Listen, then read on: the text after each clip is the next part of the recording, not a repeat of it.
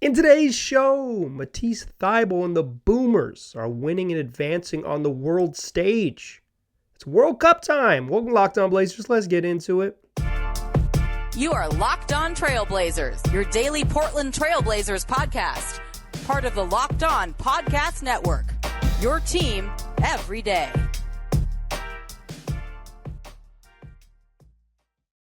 What up, world? It's your past first point guard and Trailblazers reporter, Mike Richmond. You are listening to another episode of Locked On Blazers, part of the Locked On Podcast Network, available wherever you get podcasts and also on YouTube. Thanks for making this show your first listen. 3 days a week for all of August and into the first couple weeks of September, and then we'll be back 5 days a week, Monday through Friday, wherever you get podcasts. It's Locked On Blazers, your team every day. In today's show, talk a bunch about Mattisse Thybulle. Thybulle's playing for Australia in the FIBA World Cup with a chance to win a medal on the global stage in a pretty darn competitive international tournament. I want to talk about what we've seen from Thybulle so far in the FIBA, in the first 3 games of the World Cup, and how those things can translate for the Blazers, or sort of what we've learned that might translate one way or another for the Trailblazers and Thybulle in this upcoming season. And then I want to talk about the other Blazers in the Olympics. It got me a little curious about international basketball, excited about international basketball, watching these games has been enjoyable. I'm thinking about next summer in Paris, who from the Blazers might be involved in that. So we'll talk about the Olympics to close the show coming up July on a Peacock-based network. Let's talk Mattisse Thybulle to begin with. Matisse has played in 3 official games in the World Cup. He scored 2 points in 18 minutes against Finland, added a rebound, a steal, and a block. They won easily. Australia lost their second game against Germany. Matisse started that game too, finished with 2 points and 0 everything else in 18 minutes. No boards, no assists, no steals, no blocks. He was, didn't attempt a 3-pointer, made his only 2-point bucket, and then they played Japan early this morning, West Coast time. You are listening to Wednesday, August 30th show, so very early Tuesday morning on West Coast time. They beat Japan to secure a spot in the next round, and Mattisse Thybulle finished with 0 points, 0 of 2 shooting, both from 3, a rebound, an assist, a steal, and a block in just 13 minutes. And for the first time during the tournament, he came off the bench as Australia chose to start Josh Green in the lineup, in the starting lineup, in Thybulle's effectively small forward, because they're starting Patty Mills and Giddey at the guards, but a wingy spot, a wingy position. It's so through 3 games, Mattisse Thybulle 2 of 7 from the floor, 0 for 4 from 3, 4 total points. For what it's worth, he's been a positive in the plus minus in all the games. In the game they lost to Germany by 3, he was plus 4. In his 18 minutes, he's plus 22. He's in his 49 minutes, so it's not like he's been bad. He's just been a little bit quiet. He's not a big box score guy anyway. Like, the way to appreciate Mattisse Thybulle is to watch him play basketball. It's not to watch the box score afterwards. And a couple listeners had said, you're going to talk about FIBA on the show, and yeah, obviously I want to, and all that. I want to cover the Blazers when they're playing basketball here and everywhere. But I wanted to watch the games because I wanted to actually have something to say, particularly when you're talking about Mattisse Thybulle. With other players, 24. I mean, people don't score that big in FIBA because everybody plays 17 to 24 minutes at the most.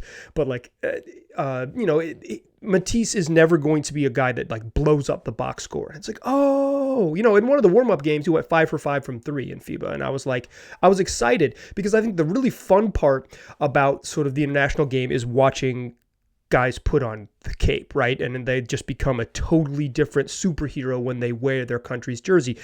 Patty Mills, when he plays for Australia, when he reps the Boomers, is just an incredibly good basketball player. He's so good, and he's always been good in international competitions. He's just a different beast. Dennis Schroeder is somewhat similar for Germany. Dennis Schroeder for Germany is the guy who turns down $80 million because he's going to get the bag because he's really stinking good. You see it. It's like Ronnie Hollis Jefferson playing for Jordan right now. he's modeling his game and his look after Kobe Bryant, and he's balling, right? And that's like fun. It's fun to see international guys like truly take off, and they're they're playing in a role and an ask that's like totally different than what they would in their NBA settings, and you're like, oh man, like this is so fun. Could Patty Mills average 20 a night in the league? No, he couldn't. It's just a totally different style of basketball, totally different level of competition. And there's just something special about Patty Mills wearing the Australia jersey. But Matisse is never going to be that. In part because Australia has a bunch of ball handlers. Like they've got Josh Giddey, they've got Patty Mills, they've got Josh Green, who can handle and pass way better than Matisse can. Then coming off the bench, they've got Dante Exum and Joe Ingles. Matisse is in a pretty familiar to what he'll be in the regular season, tertiary or whatever the version of that means fourth is. Like he's a third or fourth option, and really he's like a fourth option on most of these, because even when they have a big, they're going into Blazers legend Duop Reith a lot on pick and rolls and stuff. Duop Reith not going to play for the Blazers. Did have a nice summer league though, and his fun has been like he's like a good pro, and he's been pretty good for Australia. Defensively though, and like this is why you got to watch the games. Mattisse Thybulle gets the tough assignments against Germany. Germany might end up facing the U.S. in the final, the way that things kind of shake out bracket-wise. FIBA bracket's a little bit odd. But like Germany is going to be a team that competes to win a medal. Conceivably, Australia could be too, for sure. But like Germany is on the short list of teams that could win a medal at this tournament. They could conceivably win gold. They have enough pros to do that. I think win a medal is probably a more reasonable ceiling for the German team. With the Wagner brothers, Mo and Franz, and with Dennis Schroeder and with Daniel Theis, like they've got... They got hoopers. They can compete on this level. And you come out in that game and they end up losing. They miss a shot. Australia missed a shot at the buzzer. Giddey missed a shot late that could have tied it up, and they end up losing to Germany. But start that game, Mattisse Thybulle gets the Dennis Schroeder assignment. Go guard the best player. Go guard a little guard. And I think like that tells you what you need to know. Finland didn't have NBA players because Lauri Markkanen's not playing, but it is against Japan, which happened this morning, and I was able to watch it I didn't watch it live. I did not wake up at like 5 a.m. to watch a FIBA game, but I did watch it this afternoon. I was able to watch the replay of it, and he guarded Yuta Watanabe when he was on the court. Mattisse Thybulle didn't start, so all his minutes weren't with Yuta, but Yuta's an NBA guy. He's playing for the Suns this year. He's like definitely plays a very different role in Japan than he will for Phoenix, where he's just going to stand still and shoot it. But like, go guard the best player. Mattisse Thybulle's getting those. He's getting those assignments, and while he doesn't fill up the stat sheet, he does do the weird thing that Mattisse Thybulle does, which he's really good at contesting shots and making jumpers a little harder than you want them to be. He plays the passing lanes well. Australia played in the two games I watched. I didn't watch the Finland game, but the two games I watched, Germany and Japan, really switchy defense. They have a lot of good athletes, and for the most part, when Duop Reith isn't in the game, they are switching pretty much everything 1 through 5, and when he's in there, they're switching a lot of stuff 1 through 4. Pretty similar to a modern NBA defense. I think that doesn't highlight what Mattisse Thybulle would do. I think he'd be better playing like in a drop defense. More on that in a little bit, but Thybulle has been quiet. I don't think he's been bad, but if you were hoping for him to take a big step and be something that he isn't in an international competition, he hasn't been that. He's been in a familiar role, and he's been given, you're not going to, you kind of, I'm going to talk a little bit more about his role in the second segment, but you're a spacer on offense, and you get the tough assignments on defense, and everyone else is going to be involved in primary actions while you are just going to be in secondary and just, floor spacing type of responsibilities on offense. And on defense, we're going to ask you to guard the best players. That was until Japan, when it became clear that, and the Australian coach said as much, is that they wanted to start Josh Green. That was the plan all along.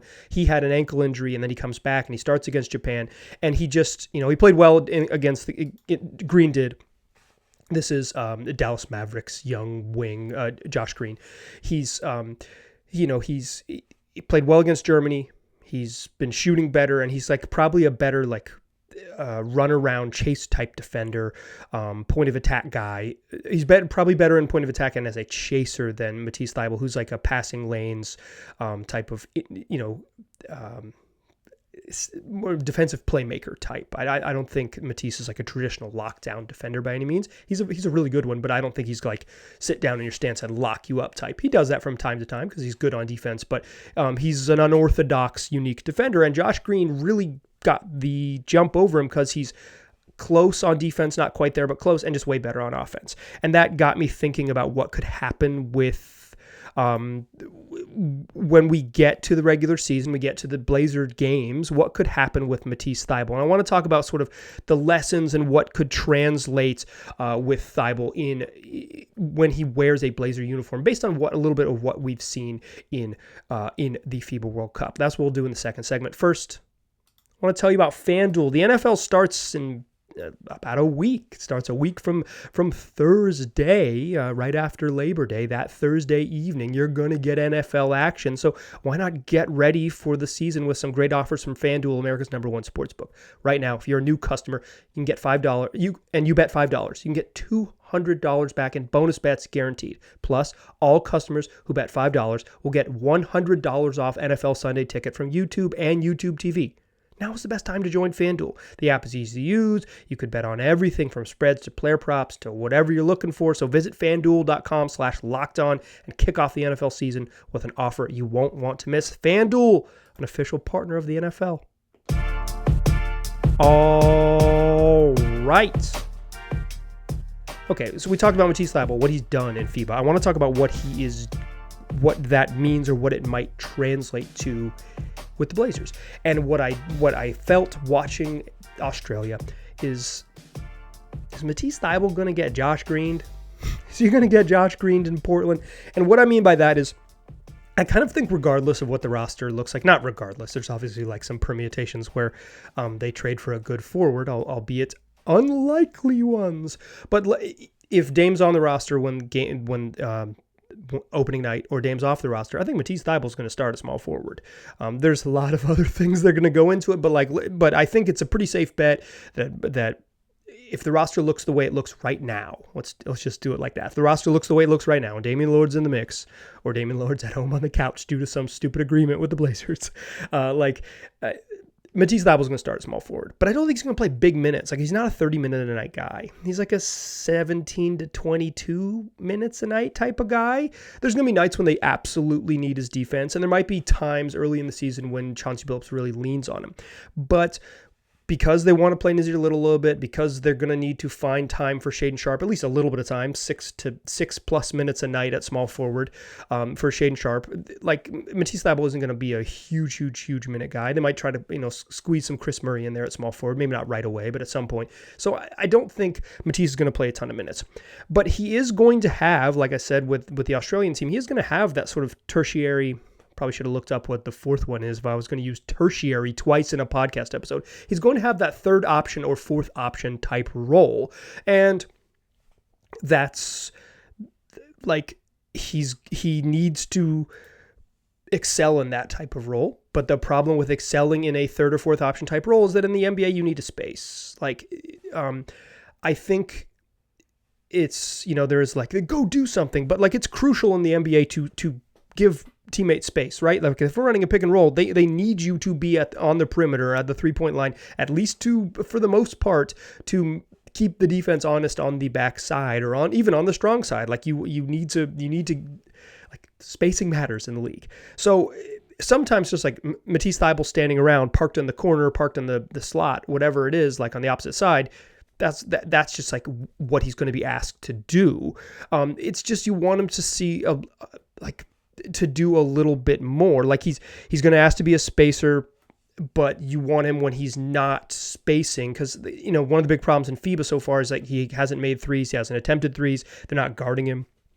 In like they just like in the Germany game when he guarded Dennis Schroeder, they kept Dennis Schroeder on him because they weren't worried about him. That's a great place to stick Dennis Schroeder because Thybulle is not as dynamic with the ball, and quite frankly, he's just never going to ask to be dynamic with the ball when it's Giddey and Mills and Exum and Ingles and Josh Green, all who are better playmakers on the ball there. Like, Dante Exum has looked great, he's looked great in FIBA. I've now watched 2 of his games in full.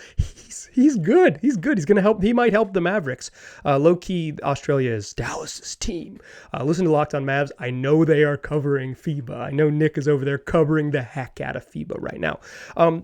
The problem is in FIBA, Mattisse Thybulle hasn't been getting the respect at the 3-point line. He's probably going to get similar defense in the NBA. So he's got to do a little bit more on offense and not just kind of float around. And by that, I mean, I just like to see him be a little better cutter.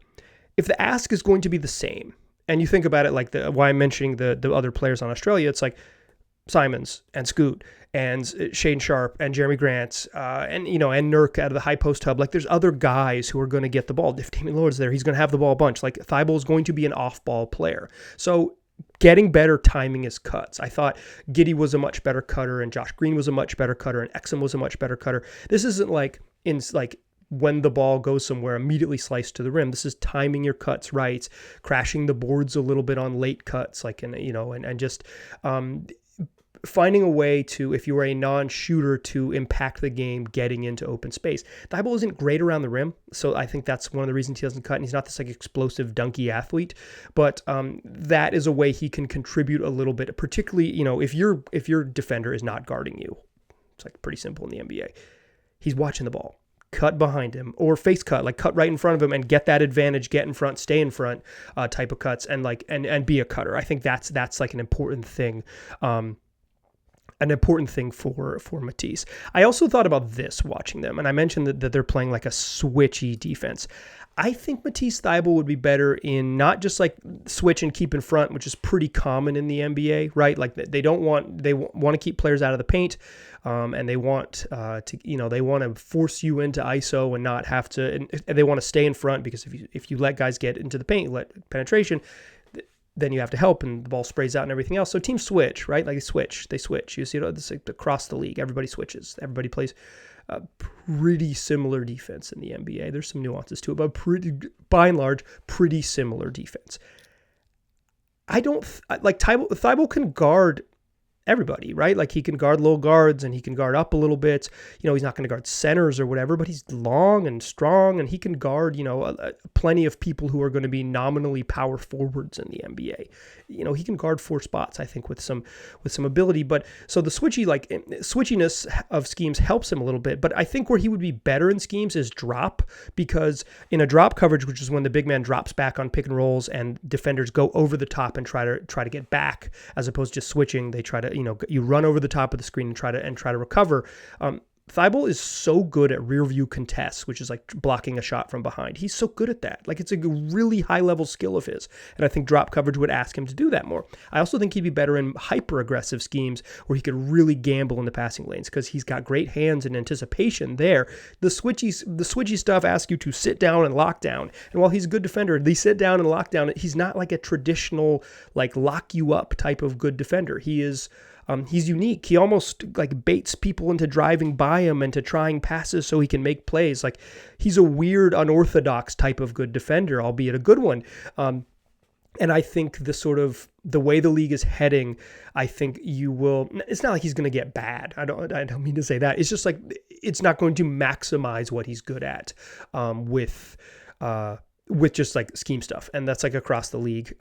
It'll just happen to him, and I like watching Australia switch a bunch of pick and rolls. I'm like, let him stay on the ball, and try to make a play, and if not, like switch and just like walk Thybulle over to the corner. Now he's like a help side defender where he's good, but he's not like in the passing lanes. And if you had a really aggressive scheme, we're coming up and trapping and like trying to gamble and try to over help and all of these things, I think he'd be better there. But it is what it is. And so will he get Josh Green, right? Is there a situation where Thybulle's lack of offense, because he doesn't do much off the dribble, he's not much of a playmaker, and he just, like, for the most part, he's been a below average shooter in his career. He shot pretty well with the Blazers in his brief time there, almost 39%, 38.8%. Like, he shot it well. And his best shooting, he's coming off the best shooting season of his career. Is there a world in which he's not enough of an impact on defense that you're just playing the more offense over him? I don't think that's like going to drastically eat into his role, but I do think there is a world in which they're like, Well, at least Nazir Little can shoot it, or like, you know what, we're super small, but the dynamic that Shaedon Sharpe offers at the three, let's just go with that. I think there's a chance he gets Josh Green, where his defensive impact isn't enough to offset what he doesn't bring on offense.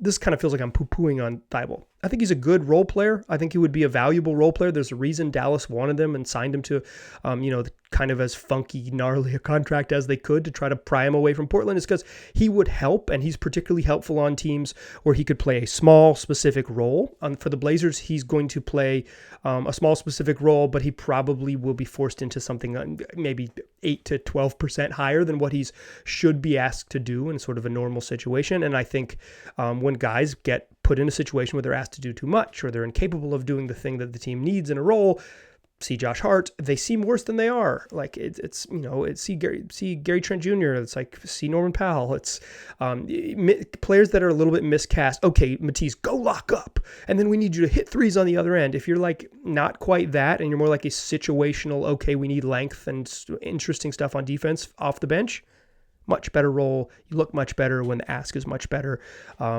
I am excited to watch Thybulle play their next game. Hasn't been decided yet. It will be decided by the time you hear this, which is a little bit annoying. But as I'm recording this, the Australia's next game is going to be overnight Thursday to Friday, technically early Friday morning, but like functionally late Thursday night. And they're very likely to play Luka Doncic and Slovenia. He'll get to guard Luka on the national stage. Really fun one. Timing wise, we will not be able to talk about that until Monday's show because I'm not going to record at 5 a.m. on Friday morning. But if they win that, they would advance and play Sunday, so they'll have played a couple games. But in any case, we will check back in on Thybulle's World Cup stuff later next week is how it's going to work, just timing wise. Okay, watching Thybulle got me thinking about other Blazers players in international competition, and with the Olympics coming up this summer, are we going to see any Blazers in the Olympics? Let's talk about that in the third segment. Join me there, won't you? Still a pass first point guard. I'm still Mike Richmond. You are still listening to Locked On Blazers. So, I'm watching Mattisse Thybulle, and I'm thinking, when am I going to get to watch some other Blazers play in international competition? The Blazers don't have a deeply international roster. They've got Ryan Rupert, a very young player who's, I think, unlikely to play for France. He played on the U18 team in 2021. So there's a chance that he is invited. But it's, we'll see. We'll see. Maybe French is going to go. France was knocked out of the World Cup, so maybe they're going to go young and launch something new. But it's at home. Like, they're going to go for it. I think Wemby's going to play. They're going to go for it in this, and in Fournier and Batum, and they're going to give it a shot. Obviously, to win a gold medal in Paris in 2024. So I don't think Rupert will play, but there's a chance that he could. And unfortunately, Bosnia lost about 10 days ago as you're listening to this. So Jusuf Nurkic will not be in the Olympics either. Bosnia was in a pre-qualifier tournament and they lost to Poland in the final of that tournament. If they had won that game, they would have advanced to an Olympic qualifying tournament next summer, held right before the Olympics. You finish, I think it's top 2 in that, then you get it.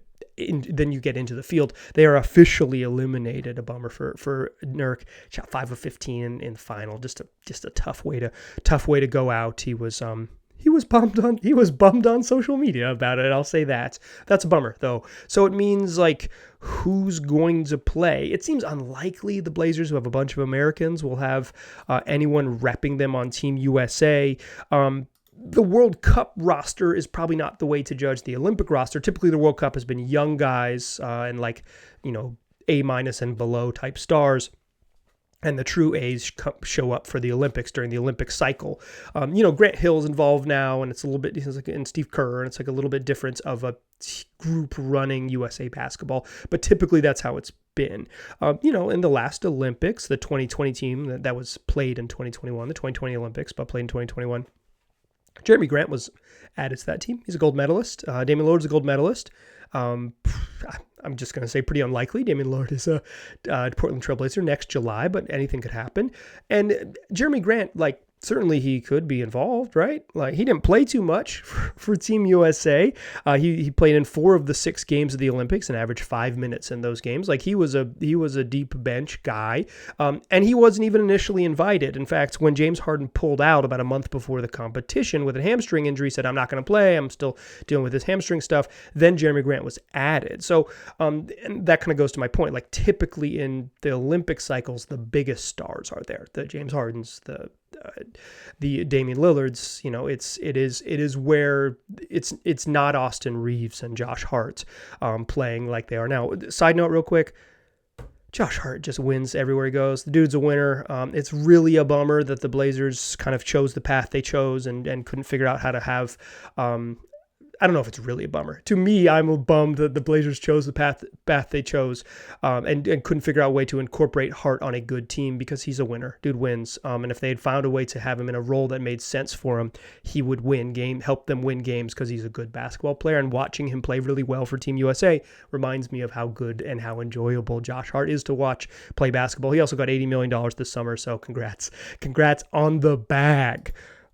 So it's probably not going to be anyone for Team USA. Like there's a world in which Anthony Simons averages 27 and 6 or whatever this year, and it's like, yeah, he's one of the really good young players in the league, and we want him. We want both Ants on the roster in the future. I would say this round of FIBA, they really prioritize physicality at the guard spots. Steve Kerr even talked about that. Ant isn't really that, but I will say this. If Ant is a guy who averages 27 to 6 in this upcoming season, he will have added a physical element to his game, and it won't really be at least offensively, he'll have added a more physical element to his game. There's no way he takes that type of scoring leap without continuing to sort of add to his game. So I think there's a world in which Simons and Jeremy Grant could get invited. They both seem relatively unlikely just based on how the cycle works. So really, when we're talking about the Olympics, we're talking about one guy, and it's your boy Shaedon Sharpe. Canada has had a weird go of it in international competition. They got a boatload of good NBA players, of like starting level and rotation level NBA players. They have 7 NBA players on their World Cup roster right now. But they haven't consistently got the commitment from the best Canadians. Andrew Wiggins basically doesn't play for them. Jamal Murray pulled out or withdrew late from the competition. He just played in the NBA Finals. Like, it totally is reasonable for Jamal Murray not to play, but they have had this sort of mixture of not getting all of their dudes to play and then underachieving in international competition. But now they've got Shai Gilgeous-Alexander. He's one of probably the 10 best players in the NBA. If not, he's like one of the 15, depending on how you want to score it. He's really stinking good, and they look like a team that's going to takes a next step. And even then, there is probably space for Shaedon Sharpe, assuming that he has a breakout season, to knock on the door and be invited to the Olympics when Canada qualifies for such. Like right now, the guards outside of Shai Gilgeous-Alexander, outside of SGA, is Nickeil Alexander-Walker, cousin of SGA, Lou Dort, Dylan, and then wings, Dylan Brooks and RJ Barrett. Jamal Murray could conceivably play in the Olympics next year, so that would be another guard. He's much more point guardy than Shaedon Sharpe, so they wouldn't necessarily have positional overlap. But if you need, it's like, okay, too many smalls, not enough bigs, there could be something that comes up. Benedict Mathurin, obviously could be a name. The Indiana Pacers rookie, he was really good. He was looking like he was going to be a rookie of the year type of player, and he kind of cooled off in the second half of the season. But he's like legit, and a little older than Shaedon Sharpe, so some physical maturity there. I don't know if he's ahead of him. I think I would assume that he's ahead of him now because he's been a little more productive. But Shaedon Sharpe's got a ton of upside. But for the Olympics, you want productivity, not upside. And what if Andrew Wiggins finally commits, right? What if Andrew Wiggins finally plays? There's wings ahead of him.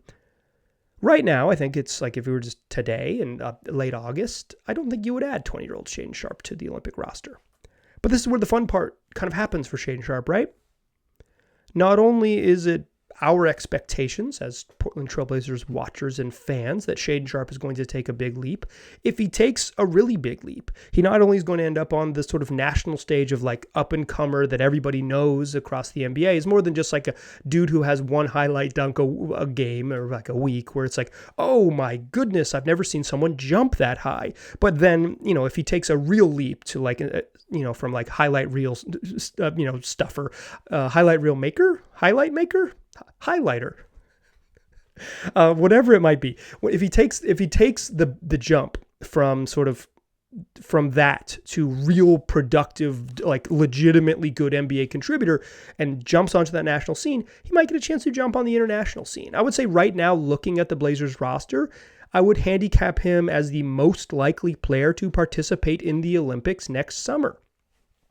Shaedon Sharpe, Jeremy Grant, and then like someone naturalizing to another country that we don't know that they have a connection to right now. I would say those are the three Shea, Jeremy Grant's bonus naturalization candidates. But I think Sharpe has a chance to participate for Team Canada. But that'll be a fun part of his season, is that if he gets to the point where it's obvious to us, we will get to continue to watch him into the summer because he will have jumped onto that stage. Like, I think this year will go so long in deciding whether he's a borderline 15th guy type, or if he's like, yeah, he has to play. Get Nickeil Alexander-Walker up out of here. Nahas is probably a much better defender than Shaedon Sharpe is, but if Sharpe takes that jump on offense and it's like, and he has, and improves on defense, then it's like, yeah, just like we need him. Obviously Lou Dort, he's not going to catch up to Lou Dort and Dylan Brooks defensively, but, what he brings and what he might bring could be really enticing for a Canadian team that seems to be finally on the rise. So here is to Shea and all of the other players that have taken the name Maple Jordan from over the years, RJ and Andrew Wiggins, et cetera, all teaming up next summer in France. That is going to do it for today's show. Come back for a Friday show. We will keep rolling them along 3 days a week in August, and then we'll get back rolling in the middle of September as the season comes up. I appreciate you listening. I'll talk to you soon.